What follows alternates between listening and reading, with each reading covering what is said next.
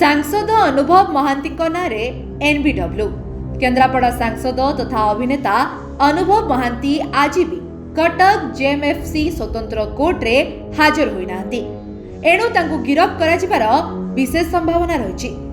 आगरू व्यक्तिगत कारण दर्शाई वकिलों जरिया से कोर्ट को समय मागिथिले, मात्र आज पुणी समय मागिबारु कोर्ट तांको आवेदन को खारज करिसेंती। वर्षा प्रियदर्शनी अभियोग आधार रे एनबीडब्ल्यू जारी करा जायछि। चार्ज फ्रेम पई हाजर न होई बारंबार समय मागुथिले अनुभव। चार्ज फ्रेम पई हाजर न हेबारु एनबीडब्ल्यू जारी करिछि कोर्ट। 23 तारिख सुधा वारेंट कार्यकारी करबाकू कोर्ट निर्देश दैछंती। तबे एने अनुभव को पक्षरु कौनसी भी प्रतिक्रिया मिली पारि नाही।